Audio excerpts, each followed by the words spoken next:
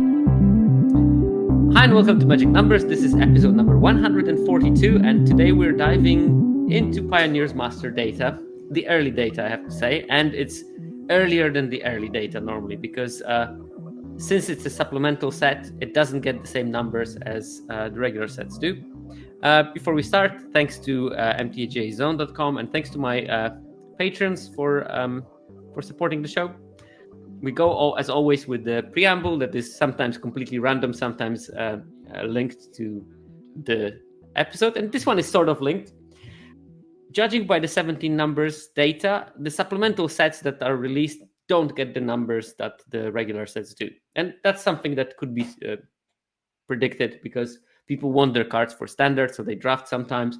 And you got a lot of people who are occasional drafters that will join for the new Premier set, but maybe not for the additional sets. And we can see that in the numbers. But it does look like it does beat the status quo of what would be happening in the December lull of the formats where people are preparing for holiday and are not drafting. Shame, shame, shame. So here are some numbers. Yeah, this is the first 5 days of the Pioneer Masters. There were like 78,000 games logged on. At the same time, during the first 5 days of the Pioneer Masters, there were also 41,000 games of Foundations still clocking. At the same time, if you look at the first 5 days of Foundations, you had something like 260,000 games. And corresponding days to the first days of Pioneer Masters for LCI from last year was 45,000 games. Obviously, the number of the 17 lands users might have changed here and there, so these are not completely comparable. But if you add up the Pioneer Masters and Foundations, we get something more like 120,000, while in LCI, it was only LCI and it was only 45,000. So it's way more than it would have been if there was probably only Foundations, because maybe that would have been like 60,000 or something. But it's way less than at the beginning of the new Premier standard legal set. So these are the numbers we look into. And this comes as something very important for all the later slides. We are operating on much smaller sample size than I normally do. I sometimes will release those episodes maybe like 3-4 days after the set has been released, and I still have a bigger sample size. But as I always try to say, these slides are available for patrons, but we can talk. Basically, the number of the games is not necessarily the best metric of is the data good. It's also, do people know what they're doing, and how good is the data in terms of like, are there any random things happening, or are people just forcing what is the best and then happily ramble through the set? So usually the first day's data of every set is a bit of a messy data. These numbers are going to change quite dramatically over time, and you should use this data not to dictate what you want to be doing for the rest of the format, which unfortunately is what lots of people are doing. But you should use it to learn about the format and then, based on those numbers, build what the actual format looks like. And in my head, there are 2 stages. Probably you can divide them in more, but the 2 major stages of the format. There's the discovery stage, that's the first 2 weeks. And then there's the solving of the format stage. That's after week 2 is what's going to happen. Of course, Pioneer Masters is going to be complicated even further because there are those bonus sheets that are changing throughout the episode, throughout the weeks.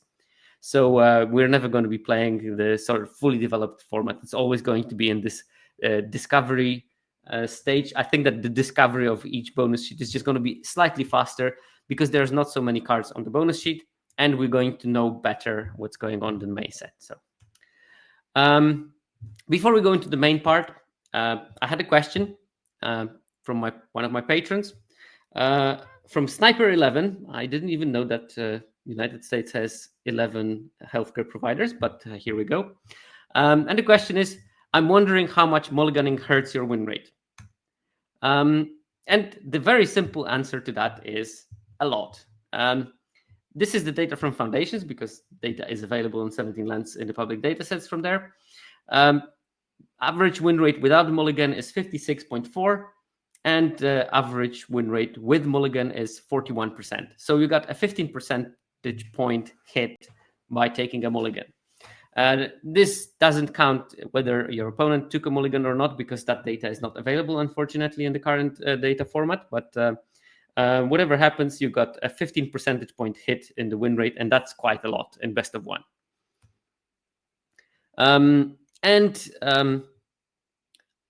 It actually, mulliganing doesn't really change that much how much you win based on being on the play or on the draw.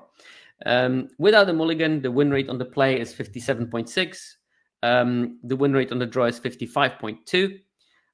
But if you take a mulligan, it's 41% roughly, independently of whether you're on the play or on the draw, which means that the fewer the cards, the smaller the penalty for taking a mulligan. Maybe we should be, starting from 6 cards altogether, and then there wouldn't be a problem with the play or draw advantage, because fewer cards mean that starting is not as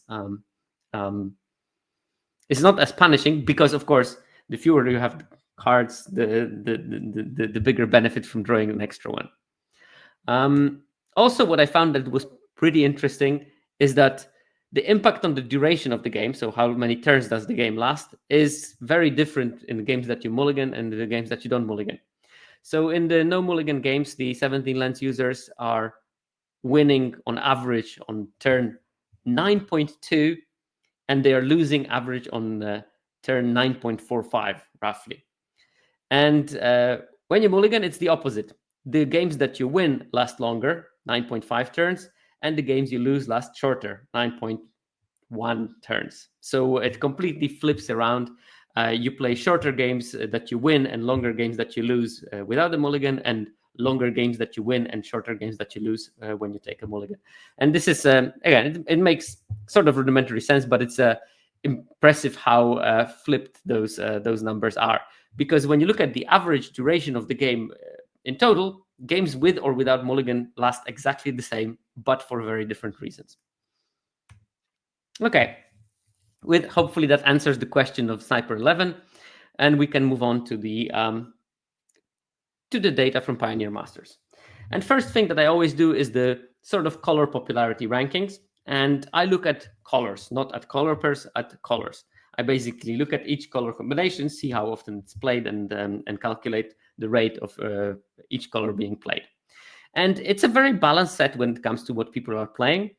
White is a bit overplayed, 21.5%, because there are 5 colors, you would expect it to be around 20%. Green is a bit underplayed, it's 18.5% played, so 1.5% under that 20% level. And all the other 3 colors, the blue, black, and red, are played exactly almost at 20%. So this is, if you would swap a bit how often people play green and white, it would actually probably be perfectly balanced for that matter, from the 17 lands players. Now, of course, in some formats it looks like it's very unbalanced, but it's just because 17 lands players are more invested in the game. They understand more on what to draft, and that's why they jump on the color that wins more and draft it more. While the people who are not 17 lands players, whose win rate is below 50% on average, are going to be drafting the weaker color, because maybe they lack the information needed to preferentially draft stronger colors, or the ones that win more.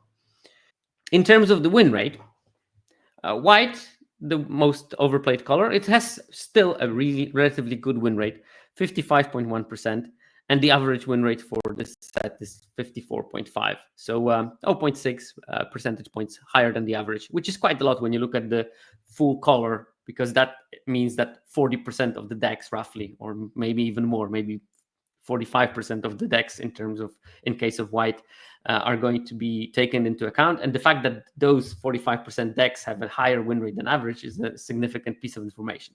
But the actual winner is red with 56% win rate, so almost 1.5 percentage points higher than this average. So red is looking really, really strong in terms of how it wins, and I think part of it is early format, and red is doing the role of the fun police. Lots of people want to play some kind of synergy based decks that require time putting them right together in a proper way.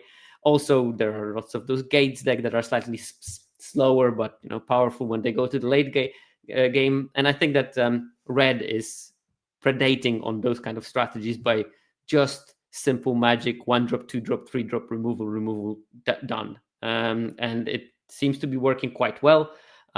Couple of red color pairs are doing really, really well based on pure card power and aggression rather than on doing some fancy synergies. And I'm pretty sure that those numbers, as the format progresses normally, they sort of even out a bit. So that advantage is going to be...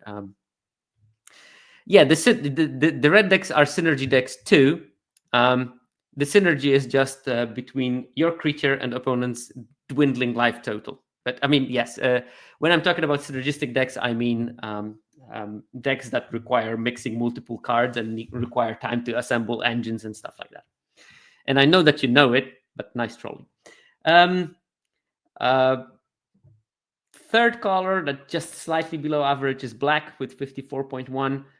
Blue is at 53.8. And green is at 53.5.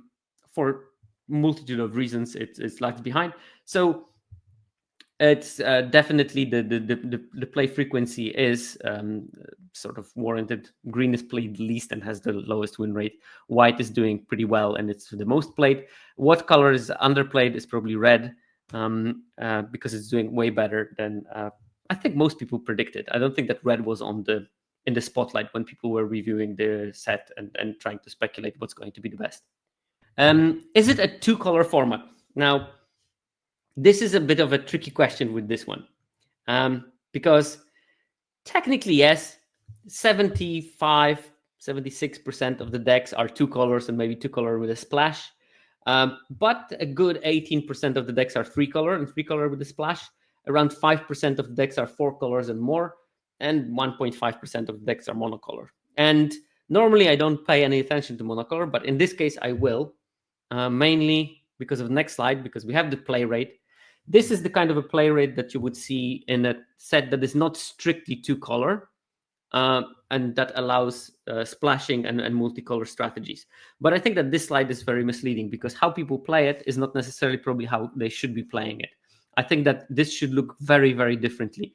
I think that people should play more 2-color, much less 2-color in the splash, much less of the 3-color, much less even of the 3-color in the splash, but much more of the 4-color and 4-color in the splash in terms of how the win rates are suggesting it. So this is not a format where you should be playing 3 colors. It doesn't look like those decks are doing well, at least in the early days. This can also improve because people will figure out how to build them better. But it very much is encouraging you to play full 5 colors or 4 colors and a splash or something like that. And that's apparent when you look at the win rates. First of all, we have a massive outlier here. Monocolor decks have 67.5% win rate. And this is wild. We always see that the monocolor decks are winning a bit more because, of course, they have the consistency. They never get color screw. They can play 1 land fewer most of the time without a big problem. But it's usually like 59, maybe 58. And in this case, 67. That's way, way more. And, also not like a super small sample size. It's only 0.6% of the of all the decks, but it's still something. And then, monocolor and splash is doing already markedly worse at 55.3%. 2-color decks do well, 56.2%. And then we have this dip, which would be more apparent if not for the stupid 67% monocolor decks on the graph. But 2-color and the splash is already 53%. So 3 percentage points lower than the 2-color decks. And 3-color decks are 50.8, so roughly 51. That's like 5+ percentage points lower than the 2-color decks. And 3 colors in the splash and 4-color decks are 52.5%. But then we go to 4 colors in the splash and the 5-color decks, and they are at 56.5, 56.1. So actually 4-color and the splash decks have a higher win rate than the 2-color decks. Now, obviously, there's not so many of them, but 3%, that's something.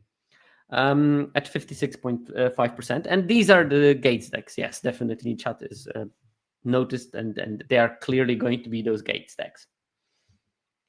But first, this sort of mystery of what's going on with this monocolor. I went through the... so first of all, in the data, you can already see that it's mainly driven by mono red. And I think it's mainly driven by a couple of players who found out that you can force mono red decks, because some cards are very underdrafted and they can make them work quite well. We're going to talk about each card for the color and cards for the color pairs, but it's worth to notice which cards are they using in those mono red decks. Akron Crusader is happening a lot in that. That's the 1-drop 1/1 that when you target it with something makes a 1/1 hasty goblin. Dragon Mantle is a card that is being played in there and has quite a lot of success. Wild Slash, obviously, that's the shock variant for the format, is a good card. But cards that are going quite late and are quite good in those decks is McKinley Slide Runner. That's the 2/1 with Landfall, and Landfall gives it +1/+1. It's a 2/1 with Trample, so very often it will attack as a 3/2 Trampler quite early. Witch's Mark is one of the best red commons in the set based on the data. And that card goes really, really late. It is an enabler for Heroic. It is something that allows you to chuck out the lands in your super aggressive decks and draw more gas. So it's doing multiple things. And also, in the end, it will ping for 1 almost always when it's being cast. Jirapur Gearcrafter. Here, this deck has 4 copies of that.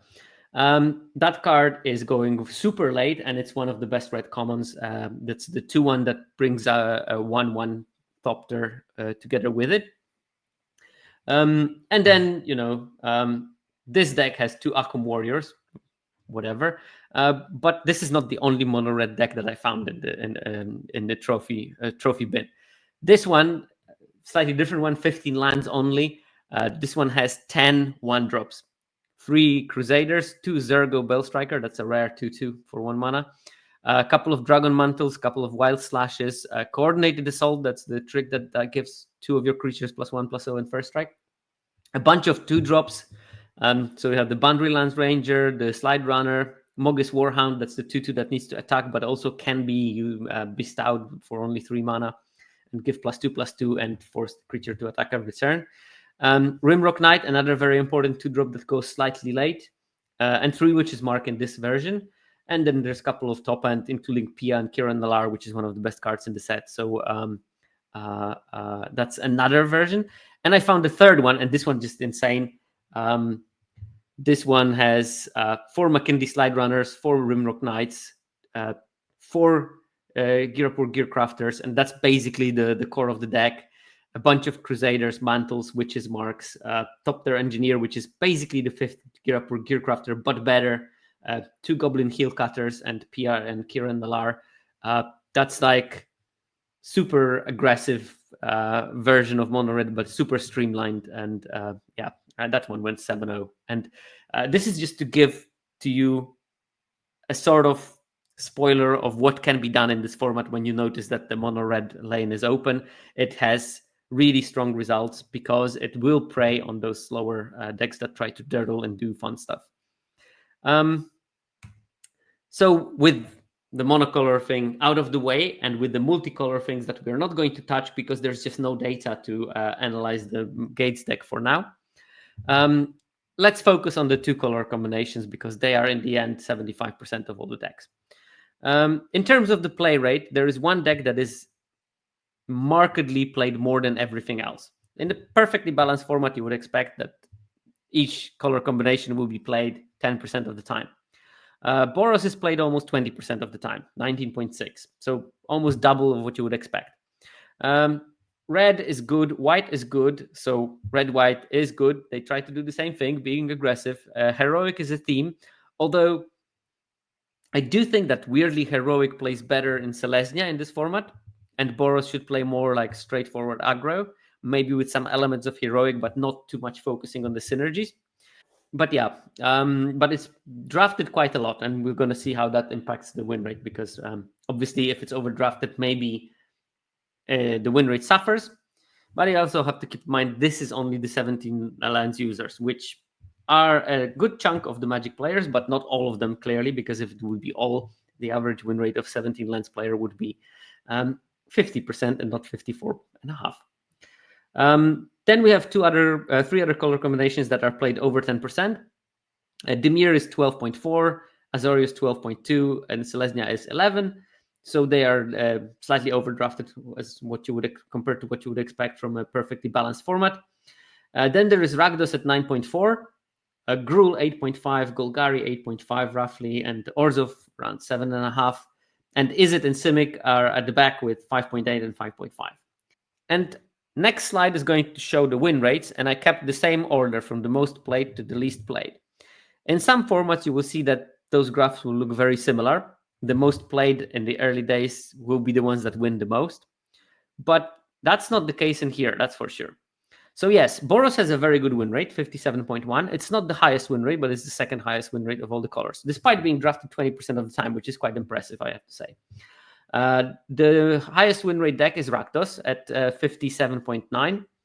And that deck is played below what you would expect in the perfectly balanced format. So Rakdos, I think, is not very appealing for people to draft because it doesn't have this kind of appealing synergy. It just is based on the fact that Dreadbore is a great card, Bloodtide Harvester is a great card, Red is very strong and aggressive, Black has very good removal to support it, and those things are just perfectly enough. And I think that if you're drafting Rakdos, you should be focused on that. We're going to look at the cards for Rakdos later in this in the episode. But so that's already something that the fifth most drafted archetype is the most winning one. And then we have, apart from Boros and Rakdos, which are head and shoulders above the rest, then we have like a bunch of a chasing pack. Azorius has 55.8, but that's already 2 percentage points below Azorius. Selesnya is 55.2, and the average win rate for the two color decks is 55.2. So Selesnya is exactly on the average, and all the other combinations are slightly below, but they're only very slightly below. Like Izzet, which is the second least played archetype, actually has a 55% win rate. And Izzet decks usually do improve with time because they are a bit harder to build, harder to figure out. So I would expect that number to even increase, but depends on how much it's going to be influenced by the fact that people are going to draft it a bit more. But Izzet looks very promising for the future weeks.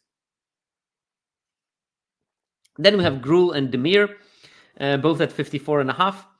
Dimir's second most highest drafted archetype, but only makes spot number, what it is, 1, 2, 3, 4, 5, 6, 7. So definitely not doing as well as people think it should be doing. And then we have sorry, I said Golgari. I meant Gruul and Dimir are 54.5, not Golgari and Dimir. Gruul and Dimir. So Gruul, yeah, doing nicely at 54.5. And then we have the two that are slightly lagging behind, Golgari and Orzhov at 53.6, both of them. And Simic, which is lagging significantly behind, 51.6. But it's a feature, it's not a bug in this particular case. Simic is not supposed to be drafted as Simic. And I have it on a good authority of actually someone who is in the chat as we are recording, Ben White's the designer of the set. Simic is not supposed to be drafted as a two-color combination. If you draft Simic as a two-color combination, it's probably you're not using the full synergies. For example, the Simic common multicolor card is getting better the more colors you're playing, and that should be a good hint of what you should be doing in this color combination. That's why probably Simic as a two-color combination, as I'm evaluating here, is not doing as well as it is. So first, with all those numbers out of the way, we can look at the evaluation of each color. I'm going to look at the best bombs that we have the data so far, top commons in each color and top uncommons in each color. That's not taking specific color pairs into account, just generically which cards are good in each color. And in white, and I did add like this big stamp sign of cards that are in the bonus sheet and are not going to stay with us forever with this format. We have 3 white bombs. Not every color will have 3. And maximum they will have 3 because that's my limit for the slide. For this analysis, I looked at cards that have a game in hand win rate of over 61%. And 3 white cards made it. There are some really powerful white bombs. And actually, this is where white gets its most power, because commons are not doing so fantastically well in terms of the win rate. But Elspeth Sands Champion is the number one. This is the card from the bonus sheet, so you won't see it in a couple of weeks. It will be rotated out and the new bonus sheet is going to kick in. But two other cards are in the main set. Archangel of Thune, that's a 5 mana 3/4 flying lifelink, and whenever you gain a life, put a 1/1 counter on each creature you control. That card has a very high win rate, almost as good as Elspeth.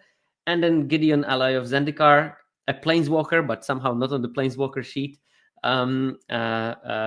Gideon is also like way above 61% in terms of the game and win rates. And all of those, if you see them, these are first pickable cards.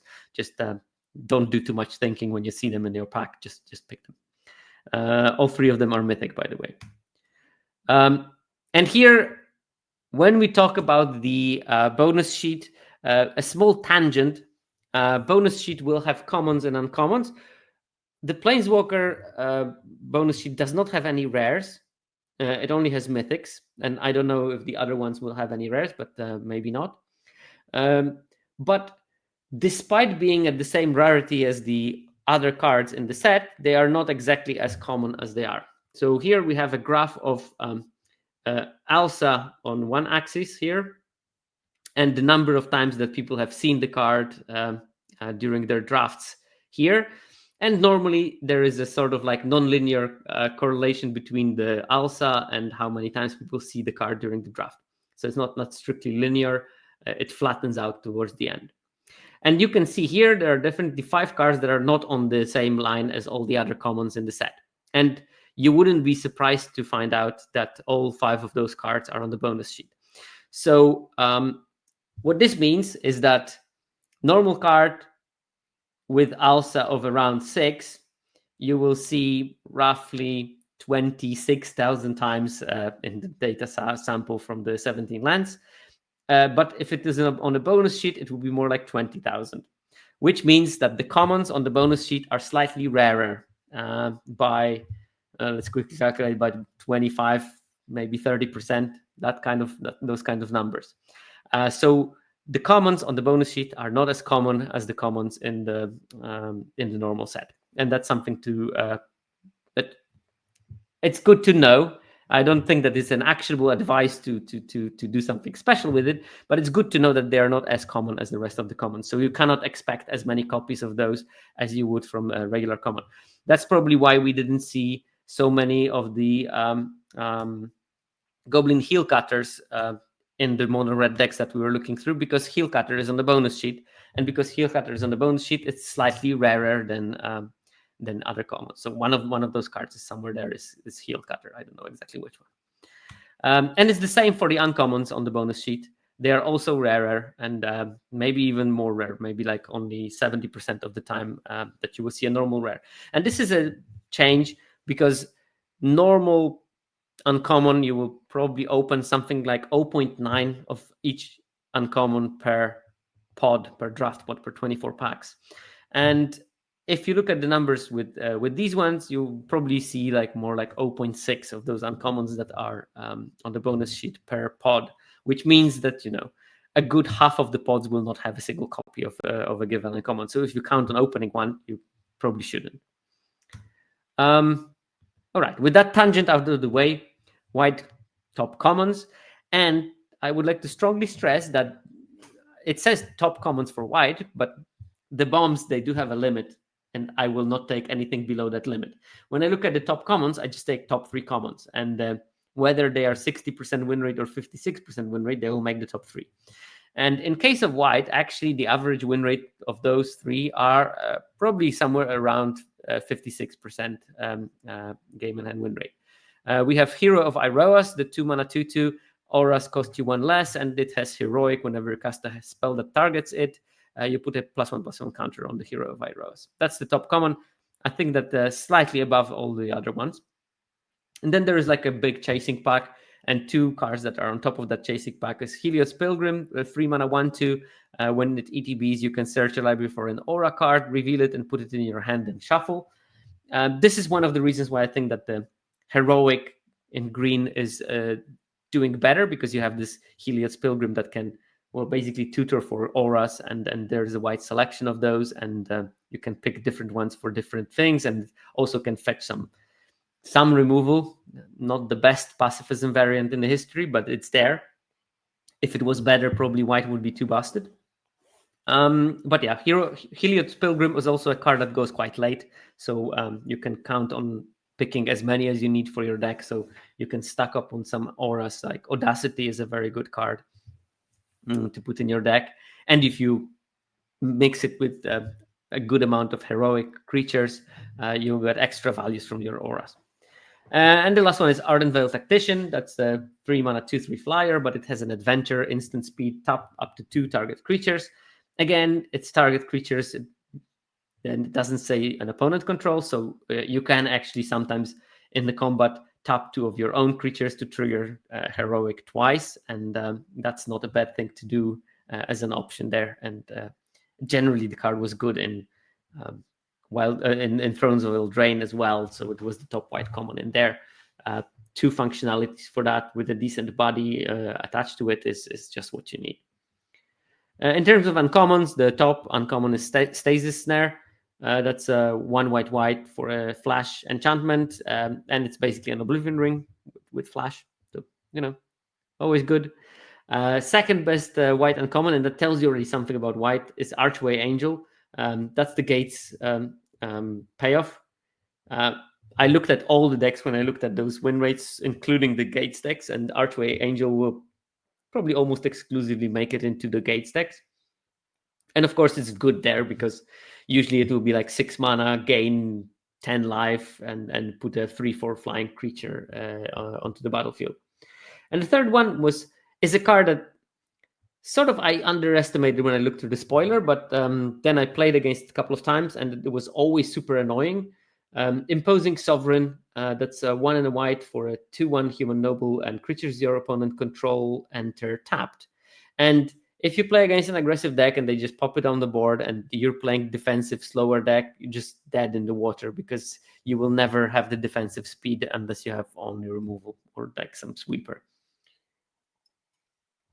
Now, obviously, 2/1 is something that you can kill easily, but if you have to waste a removal on Imposing Sovereign, opponent probably won some small piece of advantage over you just through that.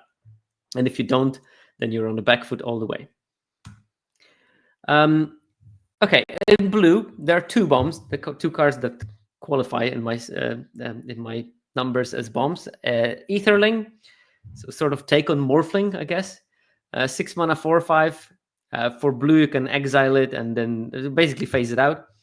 And for blue, you can give it unblockable until end of turn. And then for colorless, you can give it +1, -1, or -1, +1 until end of turn, depending on what you want to do with your Aetherling. Yeah, I mean, it's a busted creature that is hard to kill, and it presents a clock that nothing you can do about it because it can be unblockable if the opponent wants to. Also, good blocker. There's like plenty of things you can do with it, and removal doesn't work on it as long as the opponent has some blue mana open. Then we have Jace Rin Prodigy, JVP, still good. Yeah, it's a Jace and it turns into another Jace. That's it. Top blue commons, and actually the top common is Gust of Wind.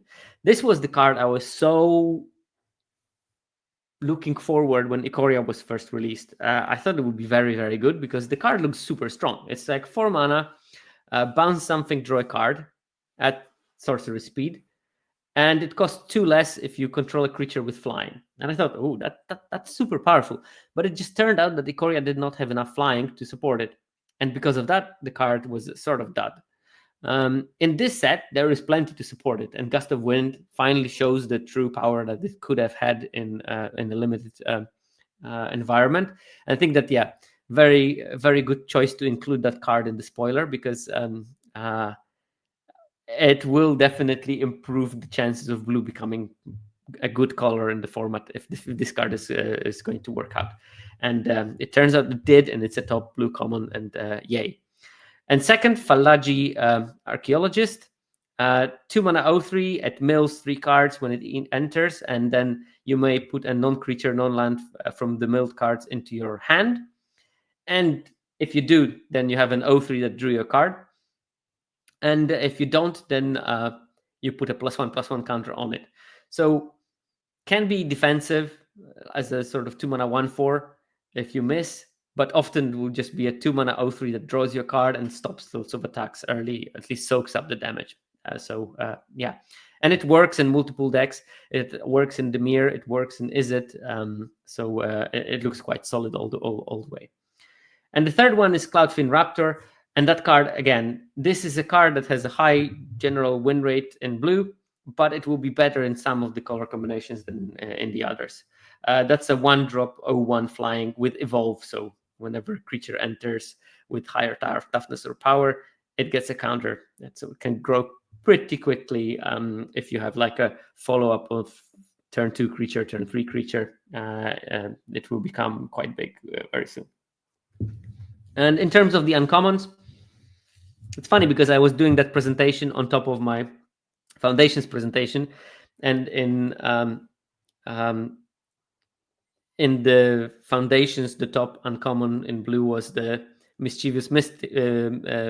Mischievous mystic, is it? Yeah, and then I have to replace it with murmuring mystic, and it's basically the same card. It's just one of it is a 2/1 and the other one is a 1/5. They do the same. They make tokens with flying that are annoying and win the games. Great. And Murmuring Mystic is still good in this format. I'm assuming it's predominantly good in Izzet, but it probably is also pretty good in Dimir. 1/5 is a big body.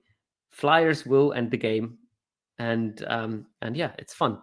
So play that card more often because it might look clunky to you if you never played with it, but making 1/1 flyers is surprisingly powerful strategy in Magic. Those small 1/1 flyers can win games. As we will see, because this set, one of the themes of this set is 1/1 flyers. And maybe not an official one, but a lot of cards that make 1/1 flyers are good. Second best blue uncommon is the Anchor to the Ether. 3 mana, sorcery, put target creature on top of its owner's library, scry 1. That's a back-breaking card. Like when you're slightly behind and opponent casts this and on something that you don't want to cast ever again, and you know that not only you will have to cast it again, but also you have to draw it again, so you will not draw anything useful that particular turn. That's a back-breaking situation. It probably that's why probably the modern version of that card is telling us that they have to put it on top or bottom of their library. So they basically scry 1 rather than you. And the third card that surprised me. Sight Beyond Sight, 4 mana sorcery, and it basically is a sleight of hand with rebound. And yeah, it has good numbers, and I didn't expect that, but I guess again, this set, the power level of commons is not as high as in some other sets, and there are plenty of like outrageous bombs.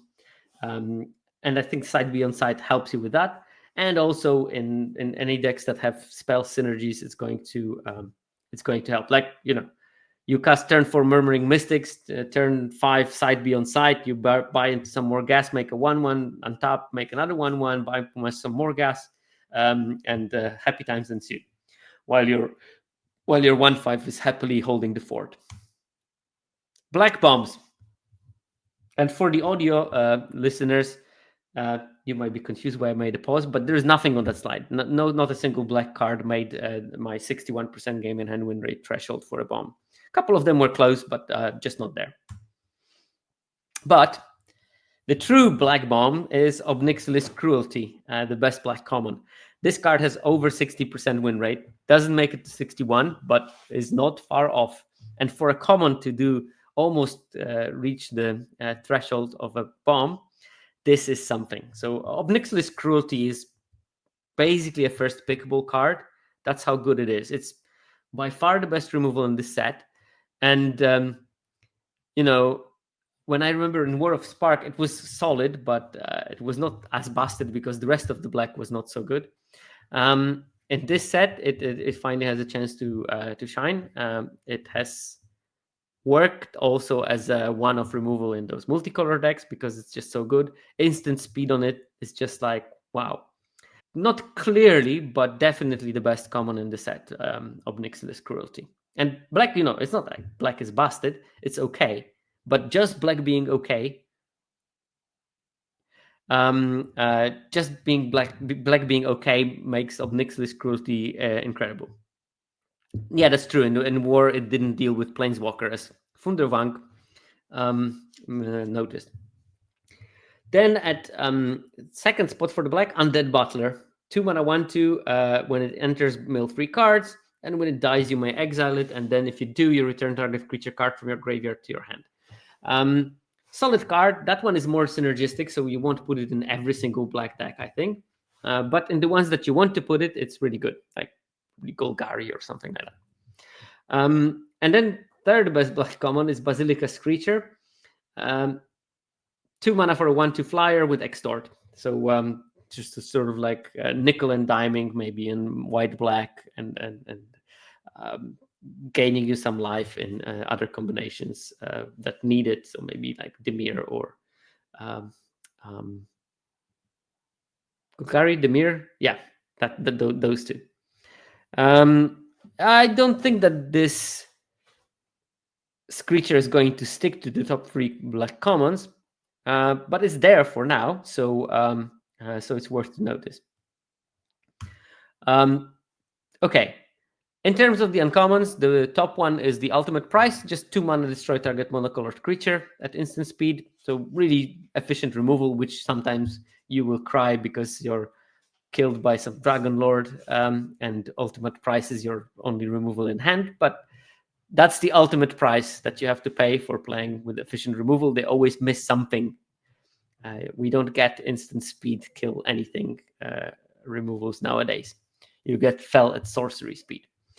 Then there's Ruinous Path, which is also a bonus sheet card, so don't get used to that one, but it's doing very well. 3 mana sorcery speed, destroy anything or a planeswalker.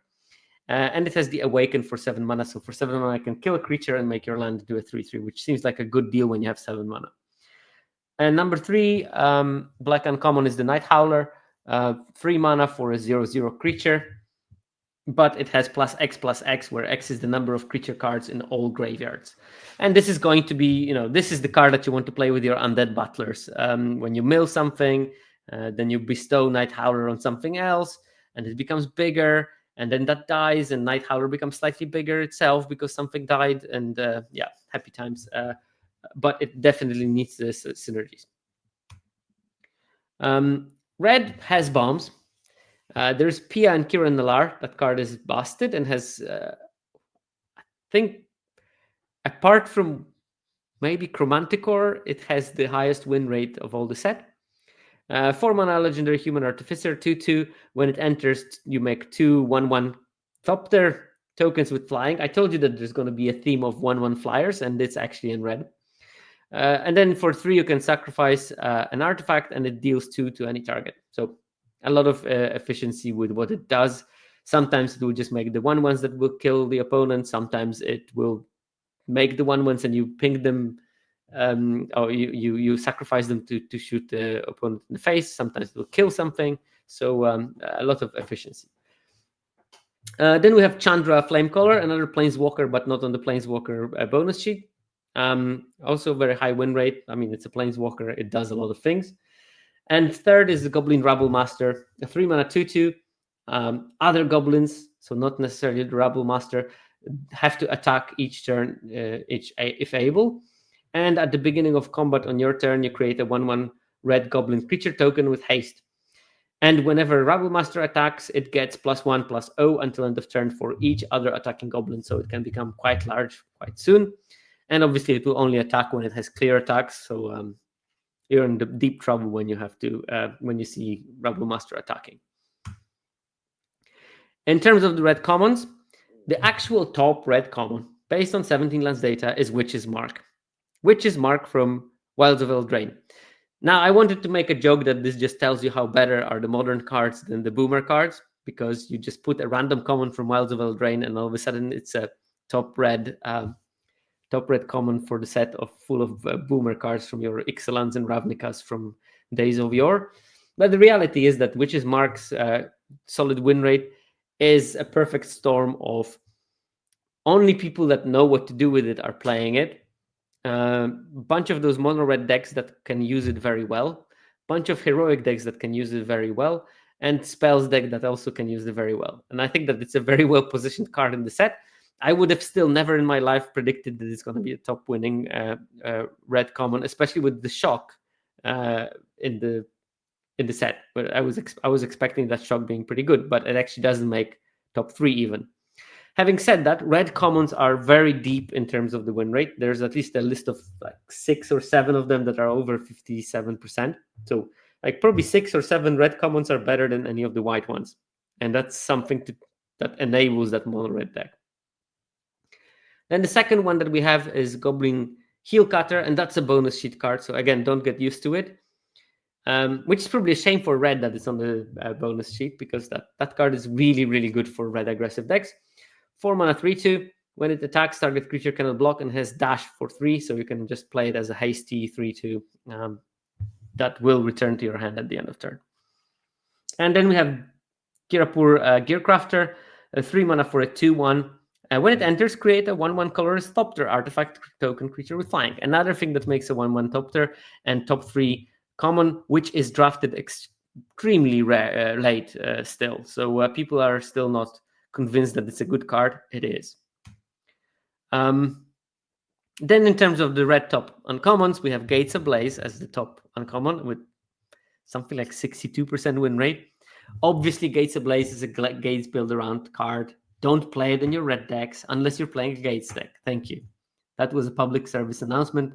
I'm pretty sure that all people that are in the chat do know that, but I'm contractually obligated by the Ministry of Health or something to tell you not to put Gates Ablaze randomly in the deck just because it has a high win rate. It deals X damage to each creature, where X is the number of gates you control. You probably should figure out that if you have 3 gates in your deck, that probably won't be much. Other 2 cards are strictly red. One of them is again from the bonus sheet. So Topter Engineer is sort of like better version of Girapur Gearcrafter. It's a 3 mana 1/3, and when it enters, it makes a Topter. And artifact creatures you control have haste, so the Topter will have haste. That's like small upside there. It's a bonus sheet card. It's slightly better than the Gearcrafter, but both of those cards are just great. Making the 1/1 flyers is the way for the red, it seems. And number 3 is Monastery Swift Spear. Still good. In terms of the green, there's only one card that made the bomb level, and that's Nissa Vastwood Seer. That's the creature that flips into a Planeswalker. In terms of commons, 2 are sort of guild card. I think District Guide is playable in almost every deck. That's 3 mana 2/2. When it enters, you may search your library for a basic land or a gate and put it in your hand. Just a solid card, It's a 3 mana 2/2 that draws a card. That's really good.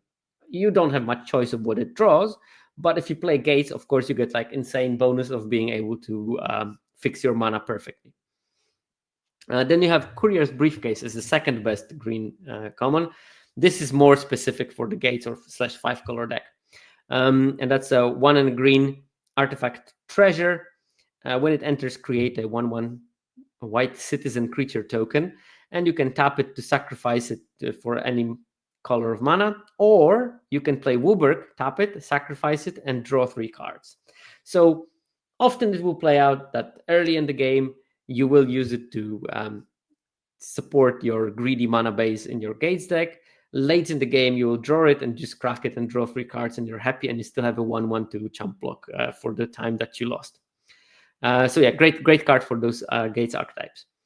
And the third best green common, Audacity.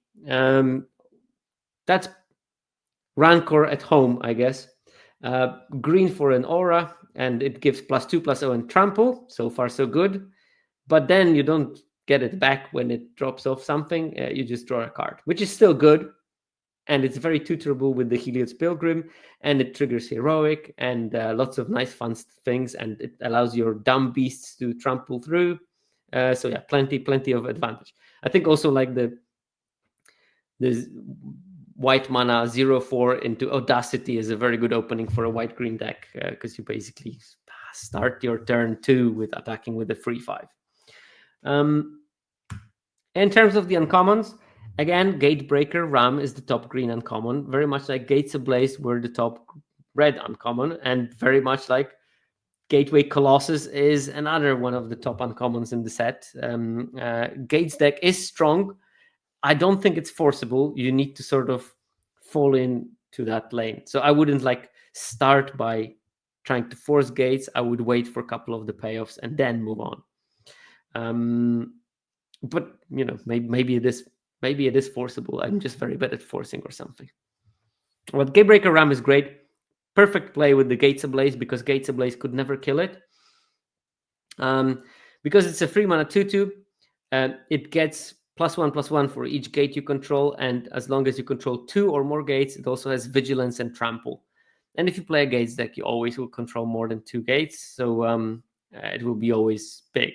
And because it has 2 more toughness than the number of gates you control, Gates Ablaze will always leave it with 2 damage to kill. So yeah, that's why those cards play well together, because you always have like a guaranteed creature that will survive. And late in the game, that card is just, it's impossible to deal with it, just too big. I mean, I had to deal with like 11/11 Gatebreaker Ram yesterday. And in the end, I only managed to kill it because I attacked my Gateway Colossus into it and then killed it off with a burn spell. But I needed to waste 2 cards just to kill it, just to have a chance of winning the game. 2 other cards that are there on the top uncommon list. Boon Satyr, that's flash 4/2 for 1 green. But it also has Bestow for 3 green. An enchanted creature will get +4/+2. Obviously, the Bestow also has Flash then, which is a neat trick to play sometimes. Keep in mind that if you bestow the Satyr and the target for the bestow disappears, it will just enter as a 4/2, so you don't lose it, unlike with auras that will have Flash. So pretty good, safe kind of bet. I mean, worst case scenario, they have the Fire of Removal on your creature in response. You still get to keep the Satyr, so you didn't waste your mana. And the number 3 is Kroll Harpooner. That's a 1 and a green, 3/2 reach. When it enters, choose up to 1 target creature you don't control with flying. Harpooner gets +X/+O until end of turn, where X is the number of creature cards in your graveyard, and then you may have it fight that creature. And it will sometimes kill the Dragon Lord. It has it in its arsenal, the 2-mana kill Dragon Lord Ujatai or whatever. Sometimes it will just be a 2-mana 3/2 with reach, which is also fine. But I already drew your attention to the number of 1/1 flying tokens. Sometimes it will be just like, I play my 2-mana 3/2 and also I ping up the top there. So, oh yeah, and the Cloudfin Raptor is also another card that can die to it quite efficiently. There's also the 1/3 Prowess in Izzet decks. So there's a couple of things that it will neatly kill, and that's why it's good. Then we have multicolor bombs, and I'm not going to go too much on them, but there's Chromanticore, which is by far the most winning card in the format. That's the Wooburg 4/4 with Bestow for 2 and a Wooburg. And it's a flying first strike, vigilance, trample, lifelink. And of course, as all the Bestow things do, it gives the bestowed creature +4/+4 flying first strike, vigilance, trample, and lifelink, which is usually good enough to finish the games. And in the Gates deck, getting Wooburg and 2 is not a very complicated thing. So then we have the Dragon Lord Silumgar and Dragon Lord Atarka. Both are busted, and the only problem is getting to 7 or 6 mana. That's the only requirement that is hard for those cards to do. In terms of the signpost uncommons, I took the top 10. There's 20 of them, but I picked the top 10. By far, Bloodtithe Harvester is the best one, 60.6% win rate. Then we have a bunch of them at a 58 point something, starting with 10 District Legionnaire at 58.9 and ending with Thunderclap Wyvern at 58.3. But there is Tomebound Leech, the Dimir one that is resembling me, the Foundation Flyer.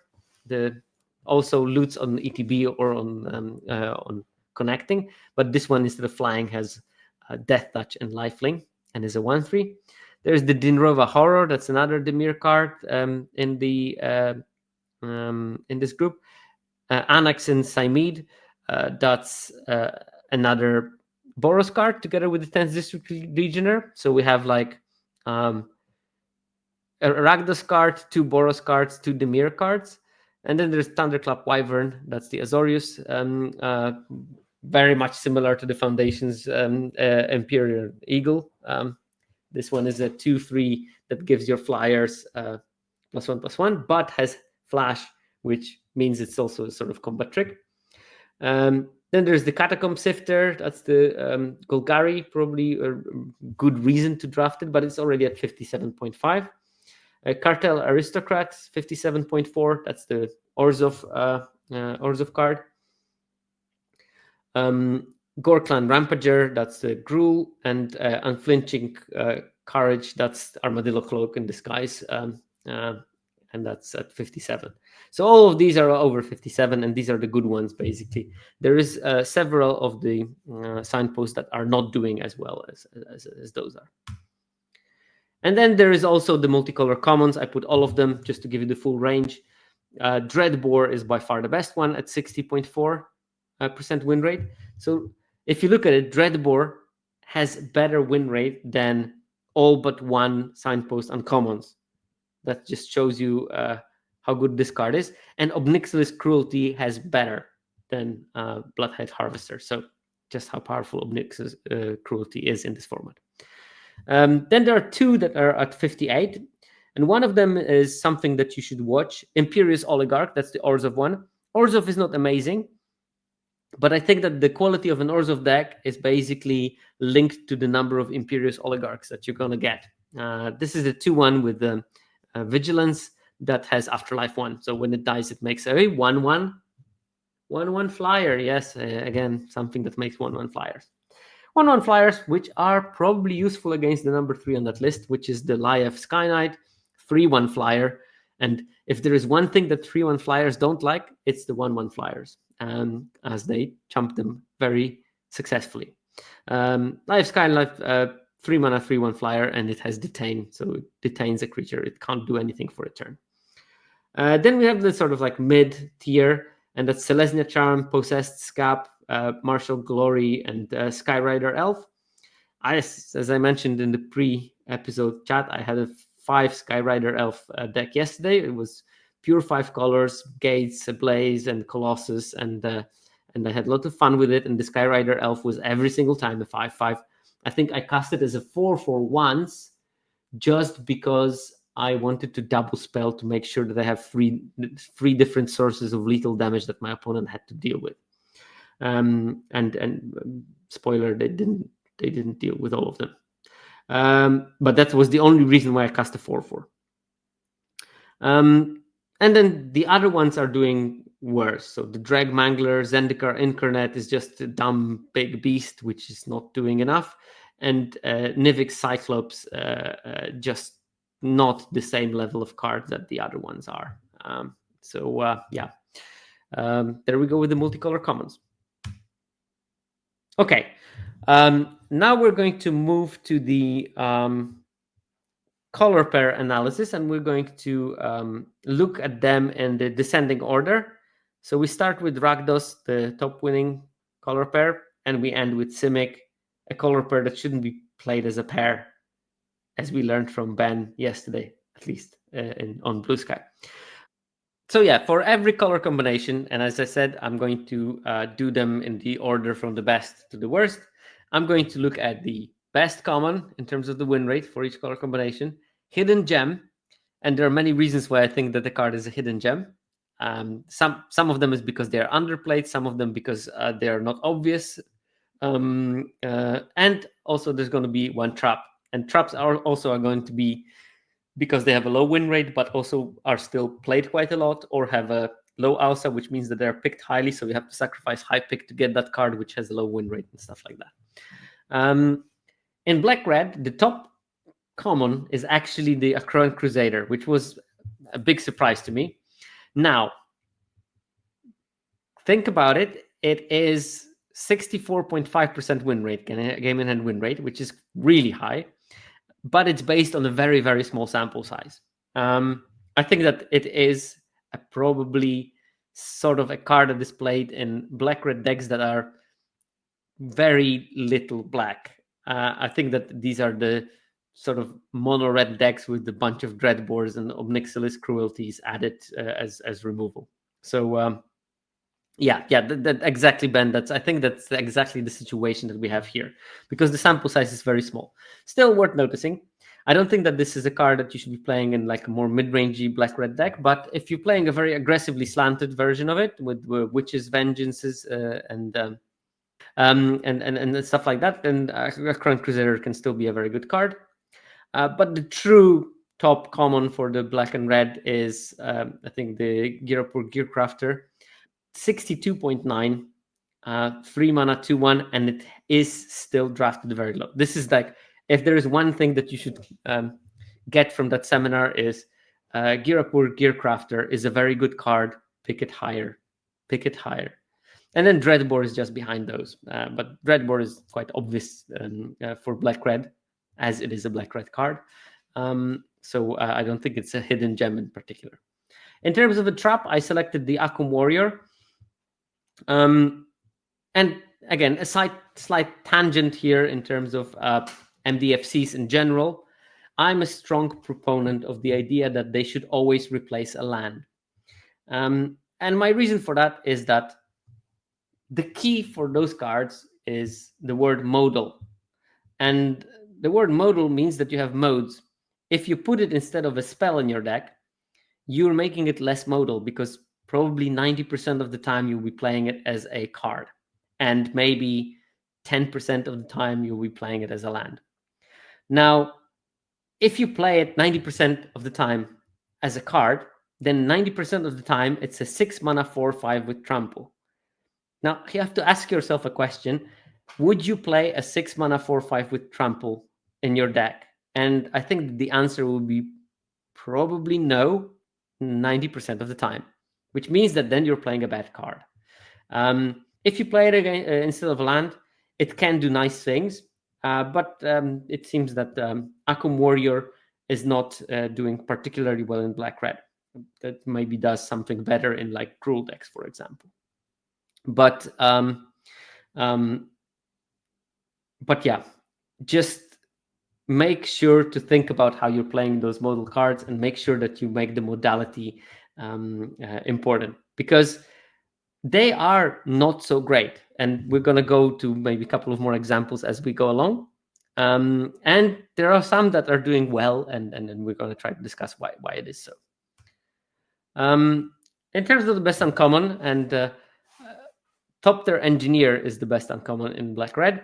3 mana, 1/3, makes a Thopter. Thopters have haste, or whatever artifact creatures have haste. Must be nice to play a Thopter Engineer into a Gate Colossus. Hidden gem that I selected is Blackbloom Rogue, which is also an MDFC, but is doing very well because it has 60.1% win rate. Now, obviously, there is going to be a variance in there, but I don't think that Akum Warrior and Blackbloom Rogue are going to swap their powers somehow. Blackbloom Rogue is a 3 mana 2/3 menace, and it has +3/+0 as long as an opponent has 8 or more cards in their graveyard. This card is going to be helped to some extent by the fact that some opponents are going to be actively milling themselves and enable the Blackbloom Rogue at least some amount of the time. But I think that just 2/3 menace is good for what black and red want to be doing in the set, and that's being aggressive and evasive at the same time. Another trap, another 6 drop. After Akum Warrior, we have Dreadhound, which is arguably way better than the Akum Warrior, because it's a 6 mana 6/6. When it enters, mill 3 cards. Whenever a creature dies or a creature card is put into a graveyard from a library, each opponent loses 1 life. 56 is not terrible as a win rate, but it's the lowest win rate uncommon that we had data for in black-red. Now here, at uncommons especially here, we're going to be struggling with finding cards, because not every single uncommon still has a game-in-hand win rate. But Dreadhound has, which means it's being played, and it doesn't have like amazing numbers. So something to watch. White red, best common is Witch's Mark, not Witch's Vengeance. There you go. Witch's Mark at 59.8, which is a really respectable win rate. For a card that was just a mid card in Wilds of Eldraine. And as a data person, I have to only admire putting cards that were mid in their original format and putting them in a different format in slightly new context, and they become stars. And Witch's Mark is one of those. So well done for figuring that one out. And it's a big surprise for me that it's doing as well. And I will definitely, after doing the analysis, because I also learn by doing those episodes, and I didn't see that Witch's Mark is so good. And while doing the analysis, I just sort of several things clicked in my head that how I want to be playing my heroic decks. I did play a Witch's Mark in my red-white deck, but I didn't think how important it might be. Hidden gem I selected is Dragon Mantle. It's a red for enchant creature. When it enters, draw a card, and it has fire breathing, basically. 58% game in hand win rate. This is the only one in this particular iteration of the set that is a sort of a 1 mana cantripping spell. And that, I think, is very important for it. Another card that was in Wilds of Eldraine, albeit there it was in the bonus sheet, and didn't do amazingly in that set, although I did like to play with it. But here it is doing very well. It's got a downshifted rarity, and it's doing neat things. So also you can easily draft those cards and be happy with them. The trap I selected is the Ghostblade Eidolon, 3 mana for a 1/1 double striker, and it has Bestow for 6 mana. And it's just too much for the white-red decks. They don't want to have things on 6 mana, basically. At uncommon, and this is the best thing that can happen to a set, the top uncommon is the Signpost uncommon, 10th District Legionnaire, 59.6. But if you notice, lower win rate than Witch's Mark, because Witch's Marks you can get super late.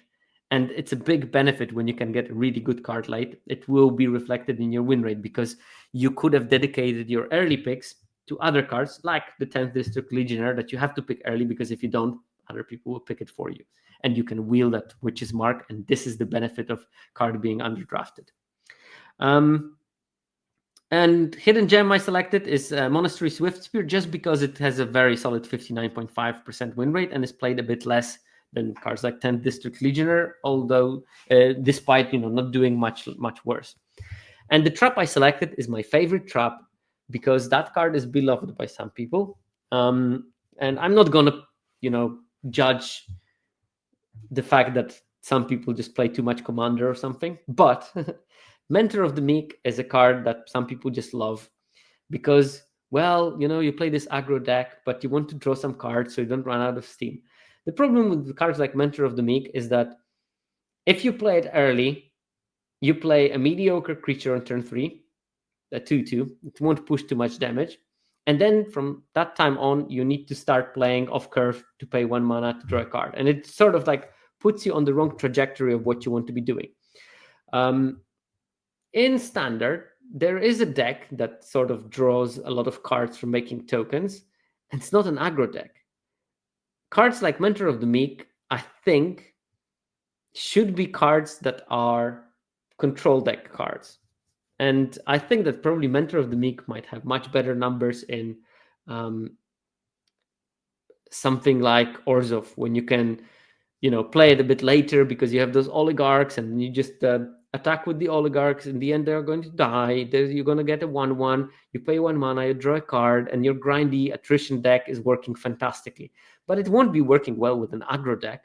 So because it just forces you to do things that are opposite to what your plan should be. And the numbers do sort of reflect it, which I feel happy about it, because I was complaining about the Mentor of the Meek when since the moment I saw it in the spoiler.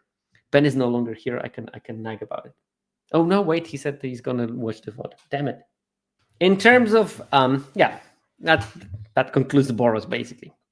In terms of white blue, another thing that you like to see, the Signpost common Live Sky Knight is the top common in Azorius. 3/1 flying for 3 is good. And the tension, that it does is an additional bonus. So yay, go Lie of Skynight. Hidden gem I selected is the Falagi Archaeologist, because I didn't expect it to be doing so well in white-blue. But yeah, detain is temporary. Detain is you detain for 1 turn. Falagi Archaeologist is a good way of drawing your tempo spells, or just putting a 1 for jump blocker, and that lets you sit back while you attack in the skies. So like dual mode creature, and it does pretty well because it's 58.5% game in hand win rate. So yeah, almost as good as the Lie of Skynight, which is something that I found a bit surprising. The trap I selected, Clutch of Currents, that's a card from the bonus sheet, so we won't have it for long. 1 mana for sorcery, return target creature to owner's hand, and you can cast it for Awaken, cost for 5 mana, then you make one of the lands into a 3/3. Only 53% of the game in hand win rate, which is surprising to me, and it's played a lot in the deck. So and it's also like a reasonably high pick, and the numbers don't warrant playing it that much. So I don't know what's going on in there. I thought that the card would be perfect for the white-blue, but it turns out that it doesn't have. Okay, so there is speculation that that Clutch has bad stats because of an arena bug. What was the arena bug? Anyone knows? Because I don't know anything about arena bug. Maybe we get an answer to that, but we can move to the uncommons. Again, love to see it. Signpost uncommon. Auto tapper taps the land that you target. Oh, God. Yeah, okay, I can imagine that. Thunderclap Wyvern is the best signpost, the best uncommon for the white-blue, but it's also the signpost uncommon. And I always like to see that the signpost uncommon is also the best uncommon for the color pair. That's the 4 mana 2/3 flash that gives other flying creatures +1/+1. Yeah, solid card, 60% plus game in hand win rate is always good.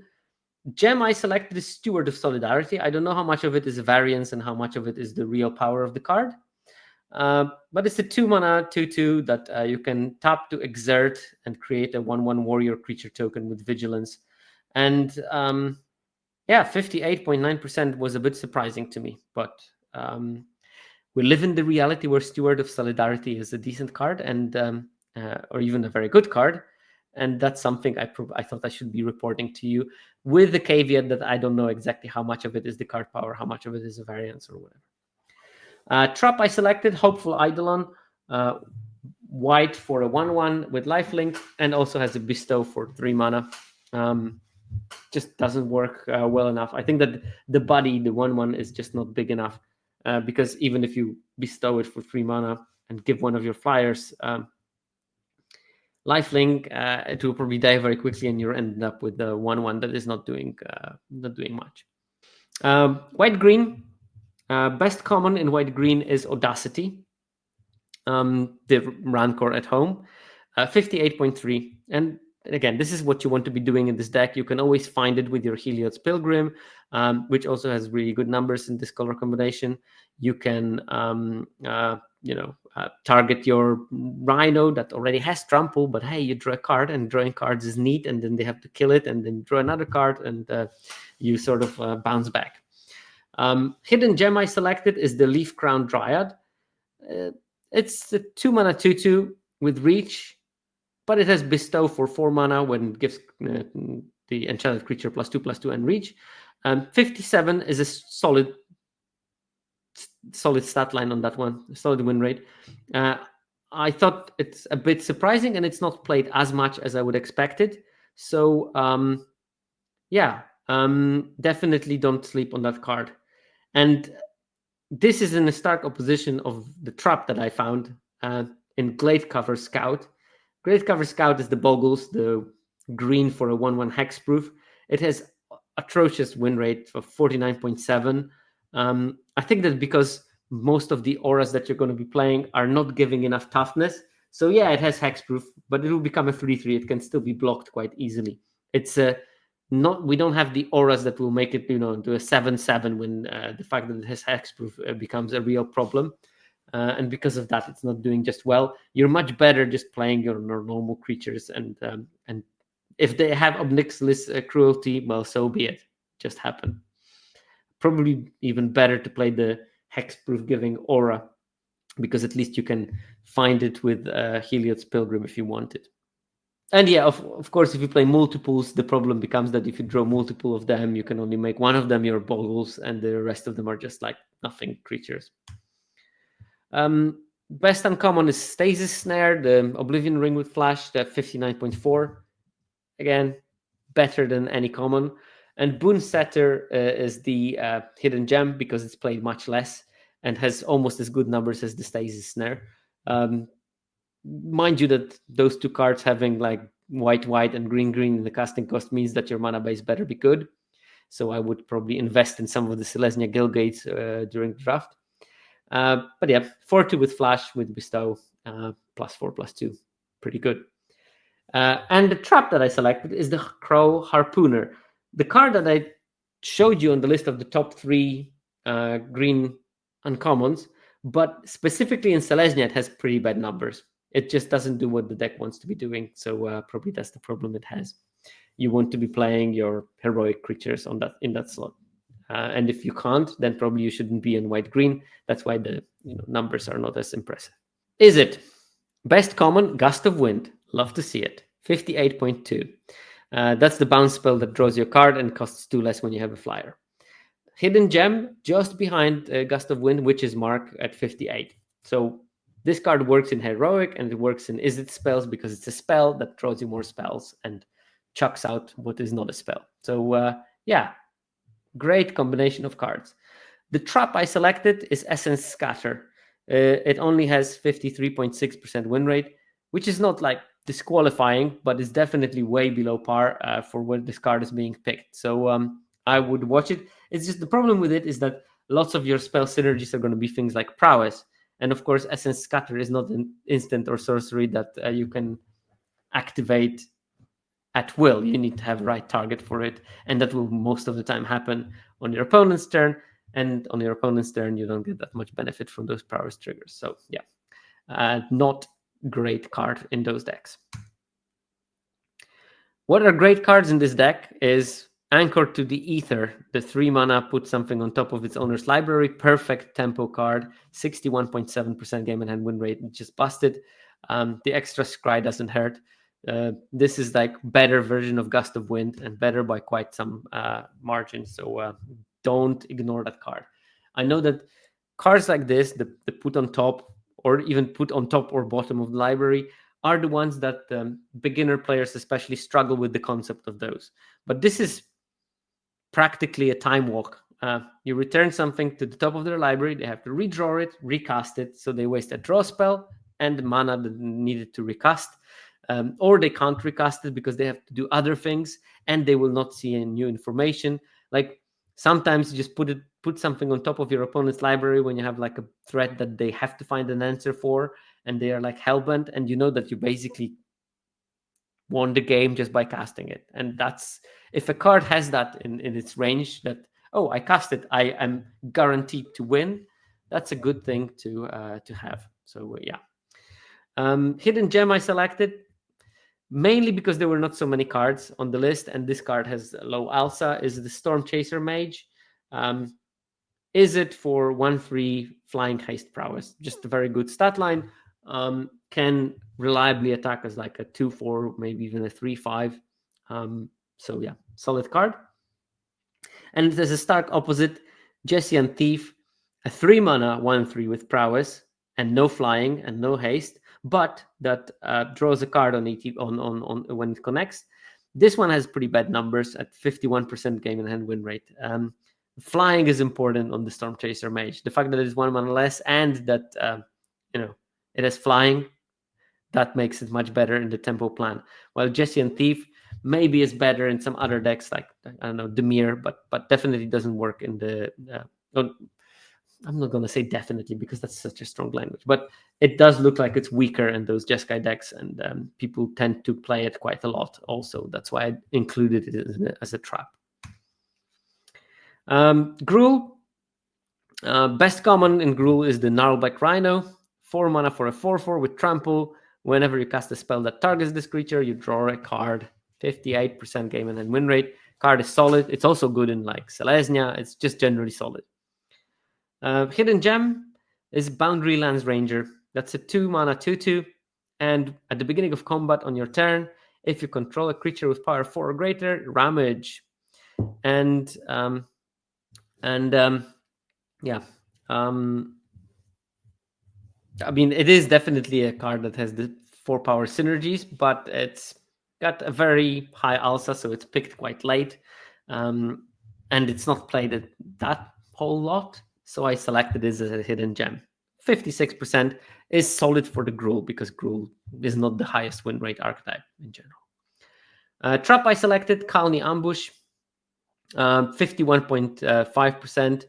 I guess that it's a mixture of the fact that you have better spells in those colors, plus there's potentially that people are playing it instead of the spells rather than instead of the lands. Plus, this is the deck that wants to curve out slightly later than most of the decks, and drawing a tapped land as your 5th land when you have a 5-drop or something is not the optimal situation. So only 51.5%. Now, Kalni Ambush is another example of what I was tangenting about the MDFCs. I know that when it was released, people were like super thrilled about Kalni Ambush, how amazing this card will be, and it didn't deliver. And it still doesn't seem to deliver in this set, in at least most archetypes. And we just had Bushwhack in Foundations, and Bushwhack is just almost a strictly better Kalni Ambush, because, you know, it is a sort of tap land that can get you any color, which is better than tap land that can get you only green. And the fight spell is also costing 1 mana instead of 3. Now, there is an advantage that Kalni Ambush you can just play when you don't have green mana, and for Bushwhack you need green mana, and that's definitely a deck building limitation of Bushwhack. But apart from that, the card is just like head and shoulders better than the Kalni Ambush, and it was not even that impressive in Foundations. And this is supposed to be a slightly more powerful set. And I think that thinking about Kalni Ambush as a worse Bushwhack is going to help people to play with it better. Having said that, we're still going to see it, and not in the trap slot. So not all is lost on the Kalni Ambush. In terms of the red-green uncommons, Clear Shot is clearly the best uncommon, 60%. That's just a very good bite spell. And, you know, like, compare Kalni Ambush and the Clear Shot. Kalni Ambush fights for 3, Clear Shot bites for 3, so your creature is not put into risk. And it gives the +1/+1 until end of turn, which can enable some atrocious 3-for-1s or something. At the same time, Kroll Harpooner, that was a trap in Selesnya decks, here is absolutely great. 59.4% win rate. So definitely put them in your deck. And I actually didn't find a trap. There was not enough data to find a card that would be a proper trap, so I skipped it. Dimir, best common is Obnixilis' Cruelty, 61.5, and not much surprise. However, it's not strictly the best win rate card, because the best game and head win rate card in blue-black is Dreadbore at 62.7. I didn't put it as the best blue-black common, because I thought that's just not in the spirit of the game. I think that because Dreadbore is so good in blue-black, I put it as a hidden gem. It hints at the existence of some sort of Grixis control deck with Dreadbores that will be very good. And you definitely should be thinking about picking Dreadbores when you're in the mirror to get more quality removal, and then you supplement with you will find a couple of gates here and there that you can put in those decks. Also, by doing that, you limit the damage that the gates deck can do to you, because you steal the important gates from them. So win-win-win for everyone, apart from the gates player. Now, trap that I selected, Baleful Eidolon. That's the 2-mana 1/1 with Death Touch, and you can bestow it for atrocious amount of mana, and it gives +1/+1 and Death Touch to the creature it bestows.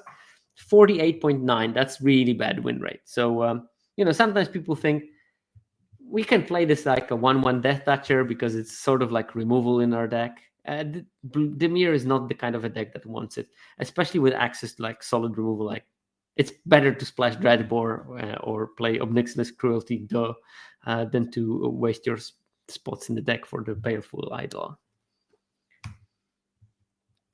Uncommons, best uncommon is the ultimate price, 62.4. Again, we see removal, best common, removal, hidden gem at common, removal, best uncommon, hidden gem in blue-black. I picked Scatter of the Winds, which is a counterspell cancel variant that has Awaken on top of it. That's basically another removal. It just shows you how much removal in blue-black is the key feature. And I think that blue-black should be playing more like a control deck that maybe taps into some self-mill, but doesn't make it their main kind of feature. So you will be able to like get this treasure clues later in the game or something for cheaps to refuel your hand, but you don't necessarily want to play like all in on the delve synergies and stuff like that. I think that might be as a sort of a trap. You still probably want to play like Falagi Archaeologist, but not necessarily to mill, but to draw your ultimate price more reliably, to draw your Obnixilis Cruelty more reliably and stuff like that. And another trap I selected, Priest of the Bloodrite, 3 black for a 2/2. When it enters, you make a 5/5 demon, but at the beginning of your with flying. But at the beginning of your upkeep, you lose 2 life. And I think that life loss and Dimir, those things never combine very well. We've seen lots of cards in the recent years that, with the current speed of the format, how they're designed, you can't allow yourself as a control deck to pay life for things. I think that's one of the reasons why Foundation was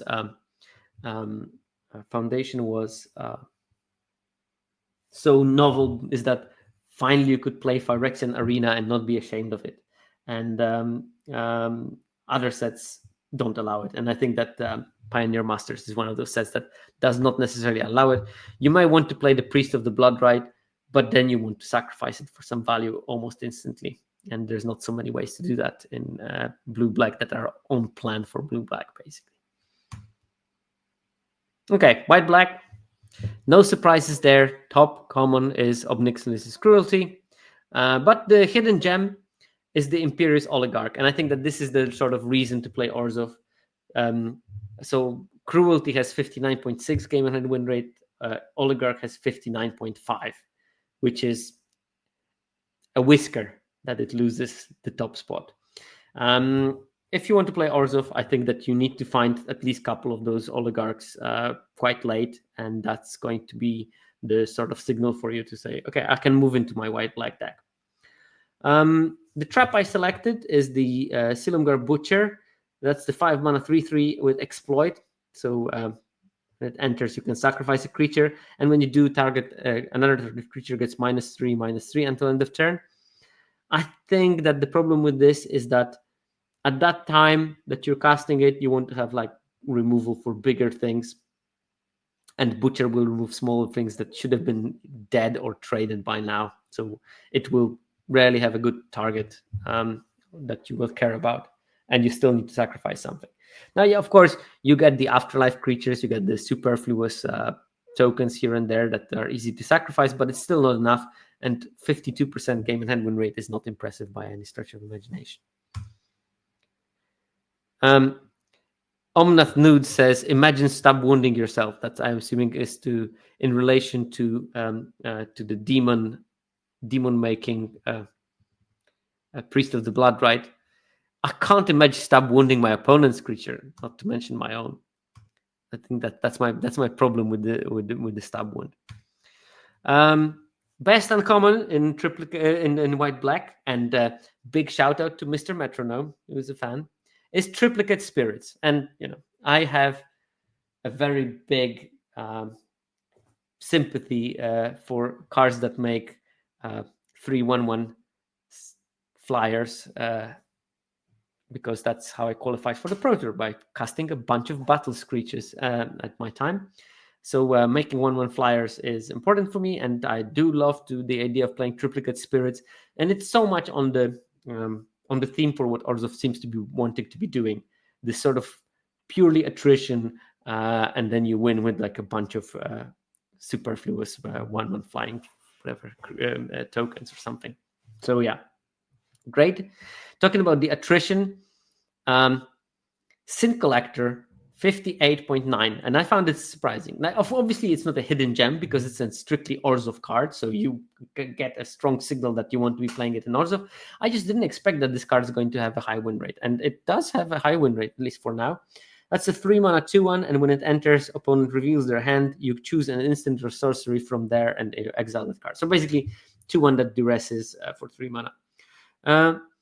Good numbers on that card, and I think that just another point towards the direction of white-black being super attrition-y, where you want to trade resources effectively and make sure that you're the one that has a bit more because your cards are sort of like 1.3 for 1 exchanges, not 2 for 1s, but 1.3 for 1.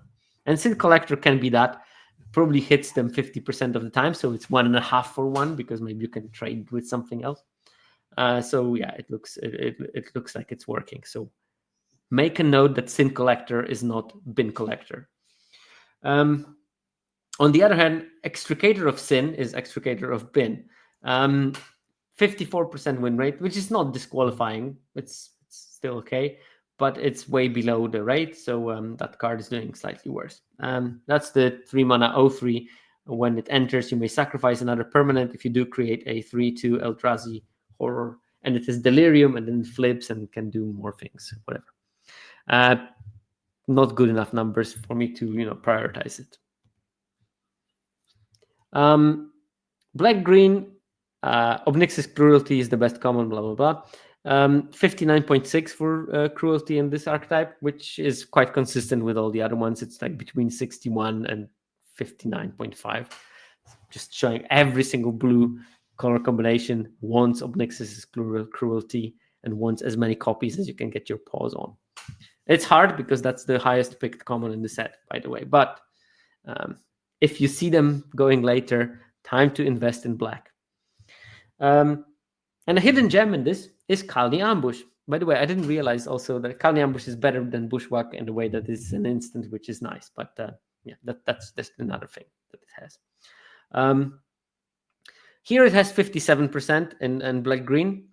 And I don't know exactly why it's doing well in black-green. Maybe there's a couple of death touch things, or maybe you don't mind filling your graveyard with creatures because that's part of the theme and you can maybe recur them or whatever.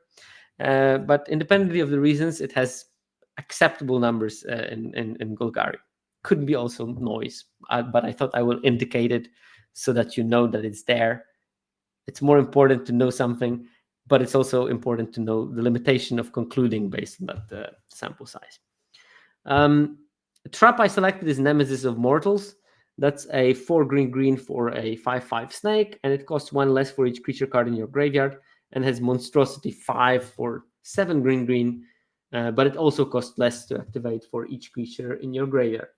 And I'm sure that there are some games where this card is going to be amazing. You cast it for 2 mana and it's like Tolarian Terror, and then you upgrade it to a 10/10 for 2 mana again, and then it's neat.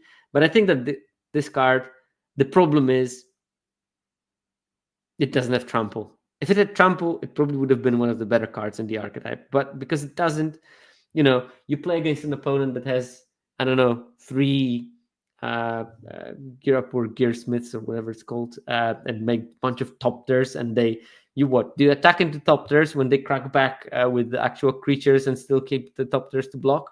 You're gonna cast that card when opponent is probably at 20 and you're probably at like 7 or 8. And you can't really turn it sideways. It's still 1 blocker, so if they attack with like 4 creatures, you're still gonna block 1 of those. So there's multiple problems happening there, and that's probably why the 52% game and head win rate. Uncommons in Golgari, Kroll Harpooner is the best one at 60.7. So again, from a trap in Selesnya to a hidden gem in Gruul, up to best uncommon in Golgari. Kroll Harpooner covers all the ranges that you can find of my card categories that I selected. 60.7, very good win rate. Play it. And Obviously, here it's going to be sometimes removal for like the biggest of the biggest flyers if you need it. And 2 mana 3/2 is still a decent stat line and reach. Hidden Gem, that card has been a trap before, but now it's a hidden gem. Dreadhound, the 6 mana 6/6, and when mills card when it enters and when a creature is put in the graveyard from library, each opponent loses a life. Here you will have some of those synergies that are self-milling, and then there is removal that puts things in the graveyard. So Dreadhound can become your like top-end win con, and it will do quite well doing that. Trap I selected, Nyx Weaver. It is a Golgari strictly signpost uncommon, but yeah, doesn't have good numbers. 53% game and hand win rate. It's a 3 mana reach, 2/3. You mill 2 cards at the beginning of your upkeep. Again, this not being optional sometimes might be a problem, but you can exile it for 3 mana and then you return a card from graveyard to your hand, so you can stop it if you need it. But it would be also nice not to have to sacrifice it to stop it and not to have to pay 3 mana to stop it sometimes. And 2/3, not as impressive a body as it is. Okay, Simic, the last color combination, and you can see from the cards I selected what Simic wants to be doing. First of all, best common is Courier's Briefcase. Now, the fact that the card that is the best card in the set has a Wooburg in the activation cost of its one of its abilities is a big hint. And I had this exchange on Blue Sky with Ben, who was/is in the chat about Simic, and because I wrote that, well, Simic is the worst performing archetype yet again, and I was instantly corrected by the set designer that, well, Simic is in name only. I mean, Simic should be multicolor. And Ben White, he was in the chat earlier. He was, I think, lead designer for the Pioneer Masters. And generally, when you think about it, not that hard even. And when you look at the Skyrider Elf, which is my hidden gem, which has Converge, it enters with the +1/+1 counter on it for each color of mana spent to cast it. Well, that card is definitely not strictly blue-green. You want to have at least 2 other colors to make it a 4 mana 4/4 flyer or something. And if you don't, then what? Are you playing 2 mana 2/2 flyer in blue-green? I don't think so. And Courier Briefcase, again, the fact that it's the best common probably is a good indicator that you want to be having multiple colors. And Simic is sort of shorthand for build a 5-color deck and use green as its base and blue as the support color. And I played, as I said, the deck with 5 Skyrider Elves, and it was fun, and it was also powerful because 5 mana 5/5 flyer, if you can chain them one after another, is something that overwhelms your opponent relatively quickly. And again, if you look at the best uncommon, because there was no sufficient data either for the hidden gem nor for the trap, best uncommon in Simic is Gate Colossus, and that's another big hint of what you want to be doing when you're playing Simic, is you want to be playing 5-color decks. All right, and that brings us to all the 10 color combinations. We talked about all the 5 colors. We talked about the power level of color pairs. We talked about the power level of colors. We did talk about the bonus slot and how it's a bit rarer than general rarities. And hopefully you also learned something about mulliganing throughout this episode. And yeah, I will continue to play a bit of the Pioneer Masters and a bit of Foundations. I also, next week, my birthday. So if you think about pampering me with Patron or something, that's the time to do it. B, on my birthday, I qualified for the play-in, not for the arena qualifier. So I have a plan for my birthday, which is neat. But I'm going to be shifting between this and Foundations because I want to practice a bit Foundations for the qualifier, so I can win a few more gems before I get eliminated in day 1. But yeah, I still think that this set is fun, and I'm definitely certain that there's a lot to discover in this set because numbers are just so small compared to the other sets. But with that, I'll see you next week. What I probably will do next Friday, I'm gonna do sort of birthday seminar stream. I don't know. Maybe I'll convince someone to come and join me as a guest, so I have a bit of company, and we can talk about some random data stuff. And then with that, I'll see you next Friday, hopefully.